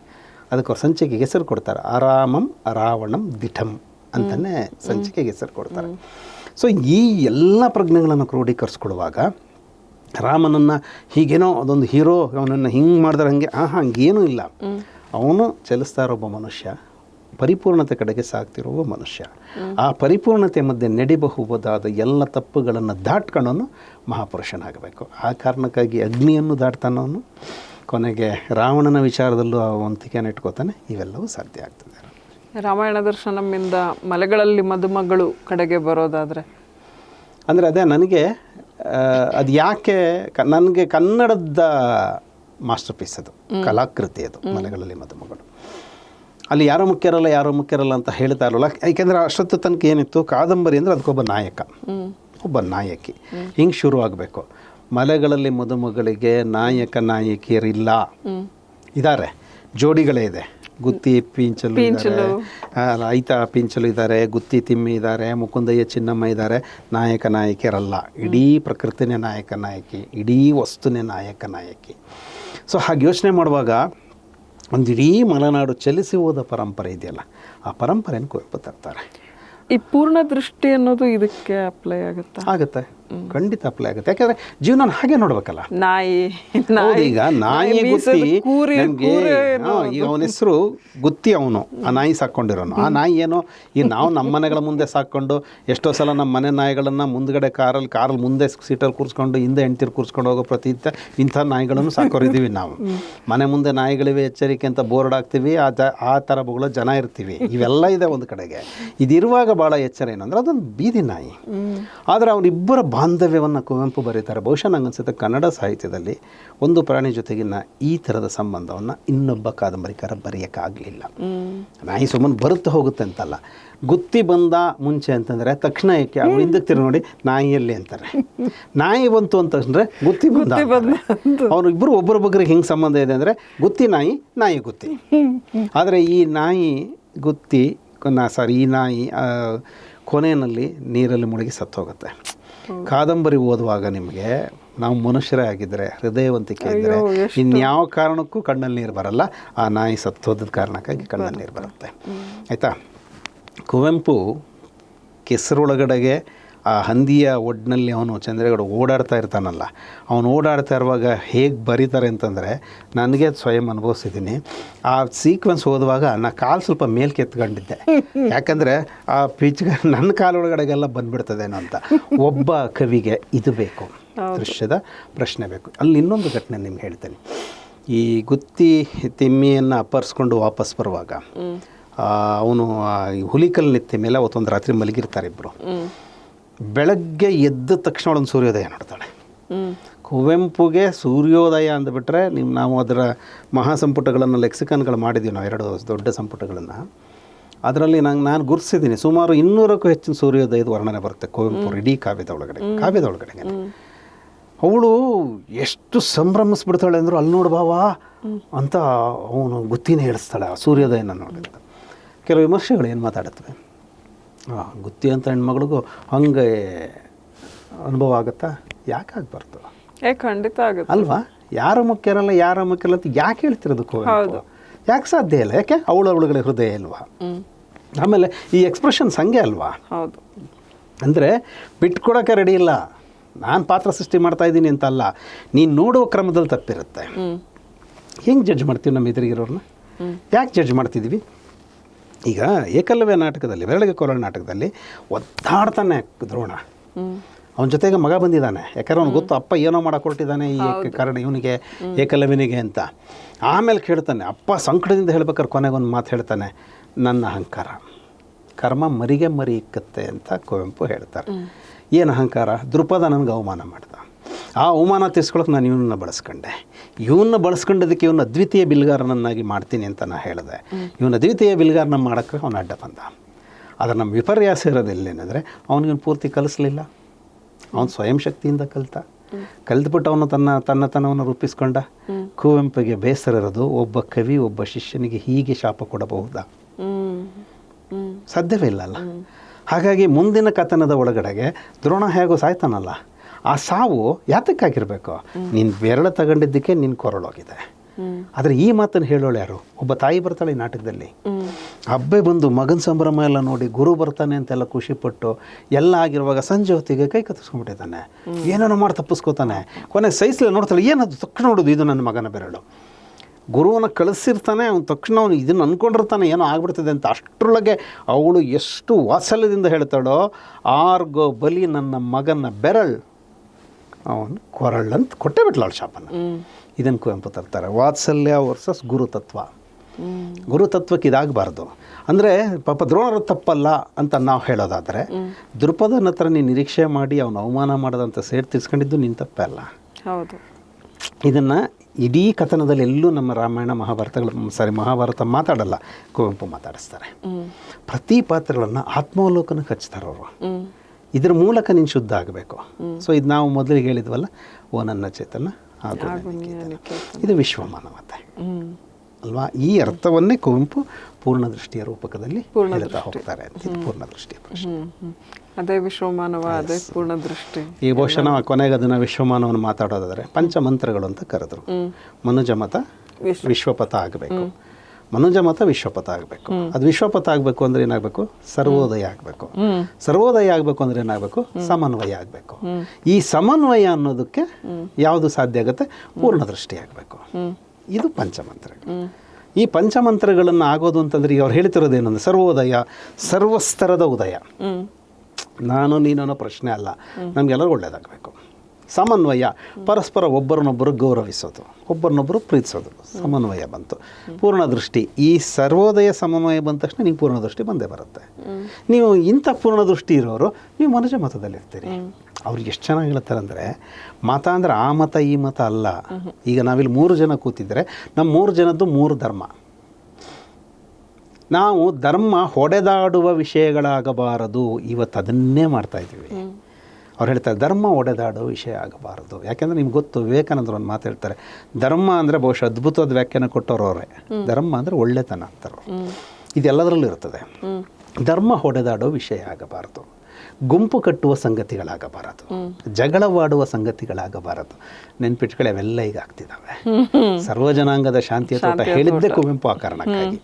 ಸೊ ಅದನ್ನು ಮಾತಾಡ್ತಾ ಇರುವಾಗ ಎಷ್ಟು ಜನರಿದ್ದಾರೋ ಅಷ್ಟು ಮತಗಳಿರಲಿ. ಆಗ ನಾವೇನು ಮಾಡ್ಬೋದು ಹೇಳಿ, ನನ್ನ ಧರ್ಮ ನನ್ನ ಪಾಡಗಿರ್ತದೆ, ನಿನ್ನ ಜೊತೆಗೆ ಏನು ಸಂಬಂಧ, ಪ್ರೀತಿ ವಿಶ್ವಾಸ ಇಟ್ಕೊಳ್ತೀವಿ, ಹಿಂಗೆ ಬದುಕೋದಕ್ಕೆ ಬಿಡಿ ಅಂತ ಕುವೆಂಪು ಹೇಳ್ತಿರೋದು. ಆಮೇಲೆ ಕುವೆಂಪು ಅವರಿಗೆ ಪ್ರಭುಶಂಕರ್ ಒಂದು ಪ್ರಶ್ನೆ ಕೇಳ್ತಾರೆ ಶಾಂತಲ್ಲ, ಇಂಟ್ರೆಸ್ಟಿಂಗ್. ಏನಂದರೆ ವಿಶ್ವಮಾನವತೆ ಮಾತಾಡ್ತಾರಲ್ಲ, ಗುರುಗಳೇ ನೀವು ಇಷ್ಟು ಕಷ್ಟಪಟ್ಟು ವಿಶ್ವಮಾನವತೆ ಬಗ್ಗೆ ಮಾತಾಡ್ತೀರಿ, ಇದು 500 ವರ್ಷಕ್ಕಾದರೂ ಸಾಧ್ಯ ಆಗುತ್ತಾ ಅಂತ ಕೇಳ್ತಾರೆ. ಅದಕ್ಕೆ ಕುವೆಂಪು ಅವರ ಆಶಾವಾದ ಎಷ್ಟು ಚೆನ್ನಾಗಿದೆ ಅಂದರೆ 501ನೇ ವರ್ಷಕ್ಕಾಗಲಿ ಬಿಡು ಅಂತಾರೆ. ಸೊ ಒಬ್ಬ ದಾರ್ಶನಿಕ ಮಾತ್ರ ಹಿಂಗೊಂದು ಪಾಸಿಬಿಲಿಟೀಸನ್ನು ಇಟ್ಕೊಂಡು ಯೋಚನೆ ಮಾಡಬಲ್ಲ. ಆಮೇಲೆ ಕನಸು ಕಾಣಲೇಬೇಕಲ್ಲ ನಾವು. ಈಗ ನಾನು ಯಾವಾಗಲೂ ಒಂದು ಉಪಮೆ ಕೊಡ್ತೀನಿ ಶಾಂತಲ್ಲ, ಅದೇನೆಂದರೆ ನನ್ನ ಮೇಲಕ್ಕೆ ಹಾರಬೇಕು ಅಕ್ಕಿ ಥರ ಅಂತ ಕನಸು ಕಂಡೋದ್ರಿಂದ ವಿಮಾನ ಕಂಡುಹಿಡಿತೀವಿ. ಆದರೆ ನಮ್ಮಂತರು ವಿಮಾನದಲ್ಲಿ ಕೂತ್ಕೊಂಡು ನಾವು ಕೆಳಗೆ ಬಿದ್ದೋಗ್ಬಿಟ್ರೆ ಅಂತ ಹೆದರ್ಕೊಂಡಿದ್ದರಿಂದ ಪ್ಯಾರಾಶೂಟ್ ಕಂಡುಹಿಡಿತೀವಿ. ಇಬ್ಬರಿಗೂ ಬೆಲೆ ಇದೆ. ಎರಡರೊಳಗಡೆಗೂ ನೀನು ಪೂರ್ಣ ದೃಷ್ಟಿ ಹುಡ್ಕೋದಕ್ಕೆ ಸಾಧ್ಯತೆಗಳೇ ಇದ್ದಾವೆ. ಹಾಗಾಗಿ ಯಾರನ್ನೂ ನಿರ್ಲಕ್ಷಿಸೋ ಹಾಗಿಲ್ಲ. ನೀರೆಲ್ಲವೂ ತೀರ್ಥ ಅದೇ, ಆಮೇಲೆ ಯಾರು ಮುಖ್ಯರಲ್ಲ, ಯಾರೋ ಮುಖ್ಯರಲ್ಲ ಅದೇ, ಪಾಪಿಗೂ ಮುದ್ದಾರವಿಹುದು ಮಹದ್ವಿಹ ರಚನೆ ಅದೇ, ನೀ ಕೇಳ್ತಾ ಇರೋ ಪೂರ್ಣತೆ ಅನ್ನೋದೇ ವಿಶ್ವಮಾನವತೆ ಅನ್ನೋದೇ. ಶ್ರೀ ಸಾಮಾನ್ಯಂ ಭಗವನ್ ಮಾನ್ಯಂ ಅಂತ. ಈ ದೇಶದಲ್ಲಿರೋ ಬಹುಜನರು ಯಾರು? ಮಧ್ಯಮ ವರ್ಗದವರು. ಇವನು ಸಾಮಾನ್ಯ. ಅಂದರೆ ಎಲ್ಲದಕ್ಕೂ ರಿಯಾಕ್ಟ್ ಮಾಡ್ತಿರೋರು ಯಾರು? ನಾವೇ. ತೀರ ಅತ್ಯಂತ ಕಡು ಬಡತನದವನು ಇರೋದಿಲ್ಲ, ಅತ್ಯಂತ ಶ್ರೀಮಂತಿಕೆಯವನು ಇರೋದಿಲ್ಲ, ಅವರಿಬ್ಬರು ಸಮಸ್ಯೆಗಳು ಬೇರೆ ಇದ್ದಾವೆ. ಆದರೆ ಎಲ್ಲದರ ಮಧ್ಯದಲ್ಲೂ ಮಧ್ಯಸ್ಥಿಕೆ ವಹಿಸ್ತಾ ಇರೋರು ನಾವು. ಹಾಗಾಗಿ ನಾನಿಲ್ಲದೆ ಹೋದರೆ ಅದಕ್ಕೆ ನನ್ನನ್ನು ಸಾಮಾನ್ಯ ಅಂತ ಯಾಕೆ ಪರಿಗಣಿಸ್ಬೇಕು? ಶ್ರೀ ಸಾಮಾನ್ಯನೇ ಭಗವದ್ ಮಾನ್ಯ. ದೀಕ್ಷಾಗೀತೆ ಅಂತಾರವರು, ನೀವು ಈ ದೀಕ್ಷೆ ತಗೊಳ್ಳಿ ಅಂತಾರವರು. ಈ ತಗೊಂಡು ಇವತ್ತಿನಿಂದ ಹಂಗಂದ್ರೆ ನೋಡಿ, ಇವತ್ತಿಗೂ ನೀವು ಗಮನಿಸಿ, ನಾವು ಯಾರೇ ಪತ್ರಿಕೆಯವರು, ಮೀಡಿಯಾದವರು, ಮೇಷ್ಟ್ರುಗಳು, ಟೀಚರ್ಸ್ ಯಾರೇ ಮಾತಾಡಬೇಕು ಶ್ರೀ ಸಾಮಾನ್ಯ ಅಂತ. ಇದು ಕುವೆಂಪು ಶಕ್ತಿ. ಅಂದರೆ ಅವ್ರು ಹೇಳ್ತಾ ಇರುವಾಗ ಸುಮ್ಮನೆ ಹೇಳ್ತಿರಲ್ಲ, ನಾನೊಂದು ಟೈಮ್ ಪಾಸ್ಗೆ ಹೇಳ್ತಾ ಇದ್ದೀನಿ, ನಂಗೆ ಕಲ್ಪನೆ ಬಂದೆ ಅಂತ ಹೇಳ್ತಾ ಇಲ್ಲ. ಅದಕ್ಕೊಂದು ಸಾರ್ವತ್ರಿಕವಾದಂಥ ಒಂದು ಚೌಕಟ್ಟಿದೆ. ಆ ಚೌಕಟ್ಟಿನೊಳಗೆ ಅವ್ರು ಮಾತಾಡ್ತಾರೆ. ಆ ಕಾರಣಕ್ಕಾಗಿ ನಾನು ಆರಂಭದಲ್ಲಿ ಹೇಳಿದ್ದು, ಇನ್ನು 50 ವರ್ಷ ಹೋಗಲಿ 100 ವರ್ಷ ಹೋಗಲಿ ಕನ್ನಡಕ್ಕೆ ಒಬ್ಬನೇ ಕುವೆಂಪು. ಕೊನೆಯದಾಗಿ ಹೇಳೋದಾದರೆ, ಇವರು ಅದನ್ನು ಲಿಂಗ ಸಮಾನತೆ ಅಂತಲೂ ಹೇಳ್ಬೋದು, ಅಥವಾ ಕುವೆಂಪು ಅವರ ಒಂದು ದೃಷ್ಟಿಕೋನ ಯಾವ ರೀತಿ ಇತ್ತು ಅಂಥೇಳಿ. ಅದೇ ಕುವೆಂಪು ಯಮಲೋಕಕ್ಕೆ ಹೋಗಿ ಸ್ವರ್ಗಕ್ಕೆ ಹೋದಾಗ ಕುವೆಂಪು. ಆಮೇಲೆ ಅದಕ್ಕಿಂತ ಮುಂಚೆ ಏನು ಗೊತ್ತಾ ಶಾಂತಲ್ಲ, ಕುವೆಂಪು ಮನೆಯ ತಪಸ್ವಿನಿಗೆ ಅಂತ ಕರೀತಾರೆ ಹೆಣ್ಮಕ್ಕಳನ್ನ. ಮನೆಯಿರೋದನ್ನ ತಪಸ್ವಿನಿ ಅಂತಾರೆ. ಈಗ ಇವತ್ತು ಸ್ತ್ರೀವಾದ ಯಾವಾಗ ಬಂತಮ್ಮ? ಈಗ 70ರ ದಶಕದಂತ ನಾವು ಮಾತಾಡ್ತಾ ಇದ್ವಿ. ಕುವೆಂಪು ಕವಿತೆ ಕಾವ್ಯಗಳು ಬರೆದದ್ದು ಯಾವಾಗಮ್ಮ? 20-30ರಲ್ಲಿ. ಅವತ್ತವಳು ಸ್ವಾತಂತ್ರ್ಯ ಕೊಡುವಾಗಲೂ ಅವ್ರು ಹೇಳ್ತಿರೋದೇನು ಅಂತಂದರೆ ಮನೆಯ ತಪಸ್ವಿನಿಗೆ ಅಂತ ಹೇಳ್ತಾರೆ. ಪಿಂಚಲು ಅಂತ ತಳ ಸಮುದಾಯದ ಹೆಣ್ಣನ್ನು, ತಿಮ್ಮಿ ಅಂತ ತಳ ಸಮುದಾಯದ ಹೆಣ್ಣನ್ನು ಕಾದಂಬರಿಯ ನಾಯಕಿಯರನ್ನಾಗೋ ಮಾಡೋ ಎತ್ತರಕ್ಕೆ ತಗೊಂಡ್ಬರ್ತಾರೆ. ಕಾನೂರು ಹೆಗ್ಗಡತಿಯಲ್ಲಿ ಆಗ್ತಾ ಇರೋ ಪ್ರಜ್ಞೆಗಳನ್ನು ಕೂಡ ಸುಬ್ಬಮ್ಮನನ್ನು ಎತ್ತರಕ್ಕೆ ಏರಿಸುವ ಕಥನಗಳನ್ನು ಅವ್ರು ಮಾಡ್ತಿದ್ದಾರೆ. ಇಲ್ಲಿ ಊರ್ಮಿಳಾಳ್ ಅಂತವಳನ್ನು ಒಂದು ಸಂಚಿಕೆ ಮಾಡ್ತಾರೆ, ಅನಲಿ ಅಂತ ತಗೊಬರ್ತಾರೆ, ಧಾನ್ಯಮಾಲಿನ ತರ್ತಾರೆ, ಚಂದ್ರನಕ್ಕಿನ್ ಮಾಡ್ತಾರೆ. ಏನದಲ್ವಾ?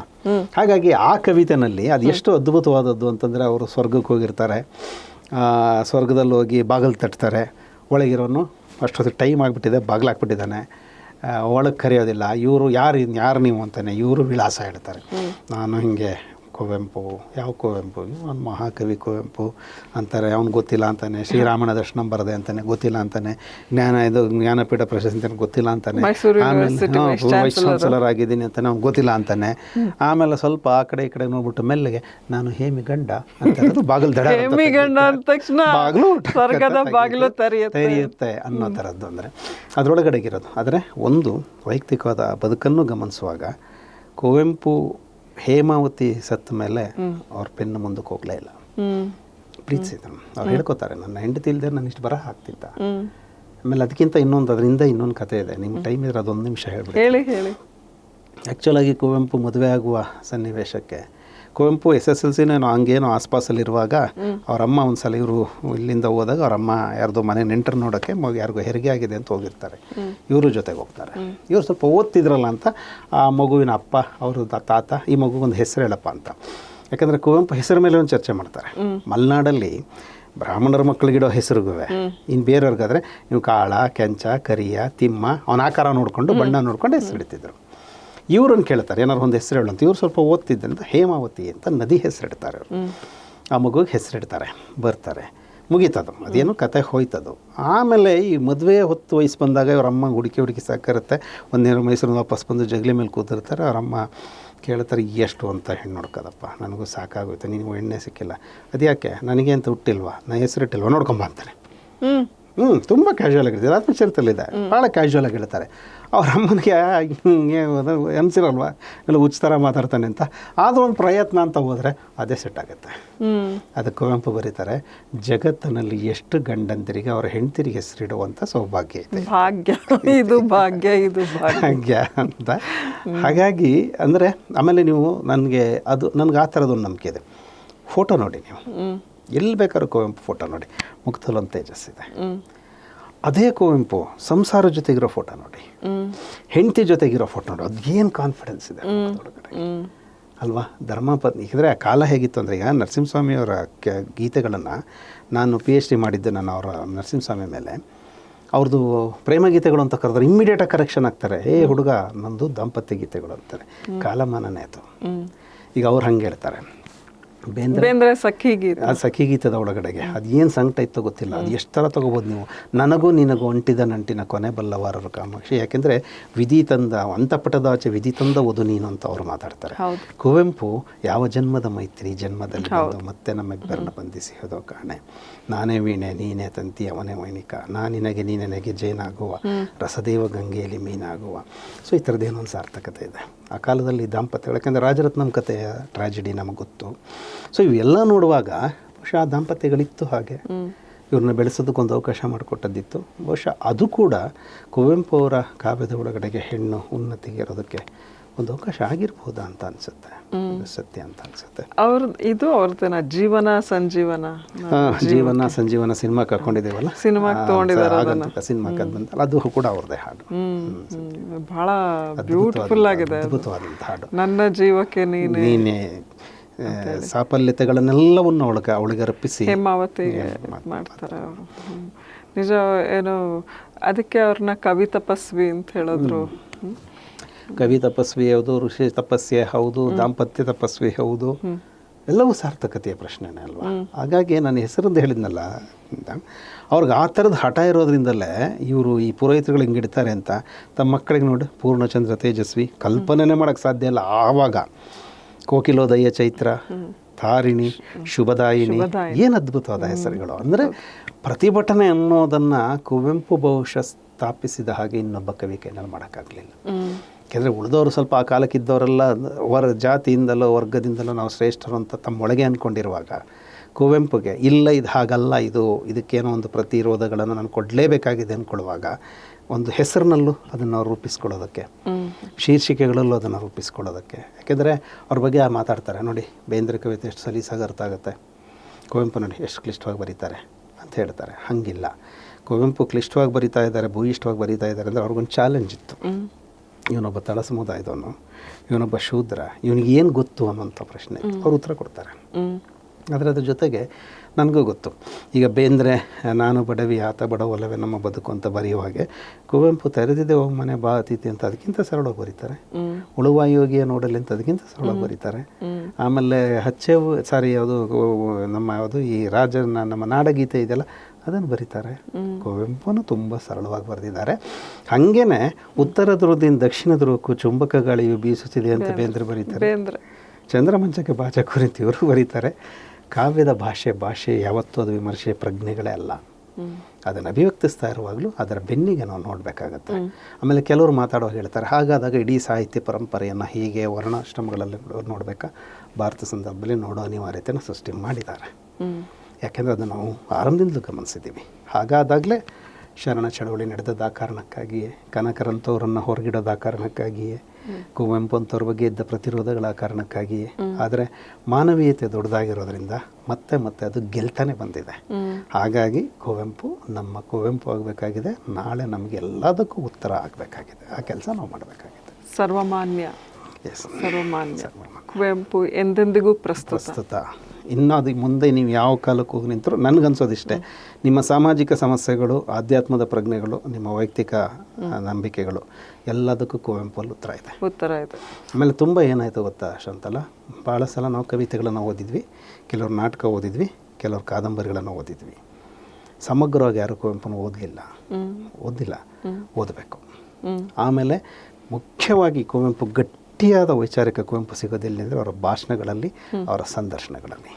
ಕೋಚನ್ ಬಸಪ್ಪ ಅವ್ರ ಜೊತೆಗೆ, ದೇಜಗೋ ಜೊತೆಗೆ, ಸುಜಾನಾ ಜೊತೆಗೆ, ಅವರು ಪ್ರಭುಶಂಕರ್ ಜೊತೆಗೆ ಇಂಟರ್ವ್ಯೂಗಳನ್ನು ಕೊಟ್ಟಿದ್ದಾರೆ. ನೀವು ನೋಡಬೇಕು ಆ ಇಂಟರ್ವ್ಯೂಗಳನ್ನು. ಆ ಮನುಷ್ಯನ ವ್ಯಕ್ತಿತ್ವ ಏನಂತ ಅರ್ಥ ಆಗುತ್ತೆ. ಅವರ ಗದ್ಯಗಳಲ್ಲಿ, ಅವರ ಭಾಷಣಗಳಲ್ಲಿ, ಅವರ ಇದರಲ್ಲಿ ಕುವೆಂಪು ಹೆಚ್ಚೆಚ್ಚು ಜೀವಂತವಾಗಿದ್ದಾರೆ. ಹಾಗಾಗಿ ಕುವೆಂಪು ಅಂದರೆ ಅದೊಂದು ಸಮಗ್ರತೆಯ ರೂಪ. ನನಗೆ ಈ ಕರ್ನಾಟಕ ಸಂಸ್ಕೃತಿ ಅಂತ ಹೇಳುವಾಗ ಕರ್ನಾಟಕ ಸಂಸ್ಕೃತಿ = ಕುವೆಂಪು, ರಾಜ್ಕುಮಾರ್, ದೇವರಾಜರ್ಸು ಹಿಂಗೆ ಬರ್ತವೆ ಸಾಲುಗಳು. ಹಾಗಾಗಿ ಯಾಕೆಂದರೆ ಅವ್ರಿಗೊಂದೊಂದು ಪ್ರಜ್ಞಾ ವಲಯನೇ ಇದೆ. ಆ ವಲಯದಲ್ಲಿ ನಿಂತ್ಕೊಂಡು ಅವರು ತಮ್ಮ ಬದುಕನ್ನು ಕಟ್ಕೋತಾ ಹೋಗ್ತಾರೆ ಅಂತ. ನಾವು ಇದು ಓನನ್ನ ಚೇತನದ ಕೊನೆ ಸಾಲುಗಳ ಮೂಲಕ ಈ ಮಾತುಕತೆಯನ್ನು ಮುಗಿಸ್ಬೋದು. ಎಲ್ಲದು 100 ಮತದ ಹೊಟ್ಟ ತೂರಿ ಎಲ್ಲ ತತ್ವದೆಲ್ಲೆ ಮೀರಿ ನಿರ್ದಿಗಂತವಾಗಿ ಏರಿ ಆಗಬೇಕದು. ಯಾಕೆಂದರೆ ಅನಿಕೇತನ ಆಗೋದು ಅಂದರೆ ಏನು? ವಿಶ್ವಮಾನವತೆ ಇದೆ, ಎಲ್ಲಿಯೂ ನಿಲ್ಲದಿರು, ವಸುದೈವ ಕುಟುಂಬಕ, ಎಲ್ಲೂ ನಿಲ್ಲದಿರು, ಮನೆಯನ್ನು ಕಟ್ಟದಿರು. ಆಮೇಲೆ ನಿಮ್ಮ ಉಪನಿಷತ್ತು ಏನು ಹೇಳುತ್ತೆ? ಸರ್ವೇ ಜನ ಸುಖಿನೋ ಭವಂತು. ಆಯ್ತಾ ಅದು? ಬಟ್ ಅದು ಇಲ್ಲಾಗಲಿ. ಹಾಗಾಗಿ ನೀನು ಆಗ್ಬಿಟ್ರೆ ಸರಿ ಹೋಯ್ತಲ್ಲ, ನಾವು ಸರಿನೇ ಹೋಯ್ತಲ್ವಾ? ಹಾಗಾಗಿ ಅಂದರೆ ನಾವು ಯೋಚನೆ ಮಾಡೋ ಕ್ರಮದಲ್ಲೆಲ್ಲ ವ್ಯತ್ಯಾಸ ಇದೆ ಅಲ್ವ ಅಂತಲ್ಲ. ನಾವು ಈಗೇನು ಹೇಳ್ತೀವಿ, ಈ ದೇಶ ಕೆಟ್ಟೋಗಿದೆ, ಈ ರಾಜ್ಯ ಕೆಟ್ಟೋಗಿದೆ, ಈ ಜನ ಕೆಟ್ಟೋಗಿದ್ದಾರೆ, ನಾವು ವಾಪಸ್ ಹಿಂಗೆ ಬರೋಣ, ನನ್ನನ್ನು ಸರಿ ಮಾಡ್ಕೊಳ್ಳೋಣ, ನನ್ನಿಂದ ನನ್ನ ಮನೆ ಸರಿ ಹೋಗುತ್ತೆ, ನನ್ನ ಮನೆಯಿಂದ ಬೀದಿ ಸರಿ ಹೋಗುತ್ತೆ. ಕುವೆಂಪು ಅಲ್ಲಿ ನಿಲ್ಸಿದ್ದಾರೆ. ಹಾಗಾಗಿ ಕನ್ನಡಿಗ ಅನ್ನೋದು ವಿಶ್ವಮಾನ್ಯತೆಯ ರೂಪಕ ಆಗಬೇಕು ಅಂತಲೂ ಮಾತಾಡ್ತಾರೆ ಕುವೆಂಪು ಅಂತ. ಕೇಳಿದ್ರಲ್ಲ ವೀಕ್ಷಕರೇ, ಇದಾಗಿತ್ತು ಇವತ್ತಿನ ನಮ್ಮ ವಿಶ್ವ ಮಾನವ ದಿನಾಚರಣೆಯ ವಿಶೇಷ ಸಂದರ್ಶನ.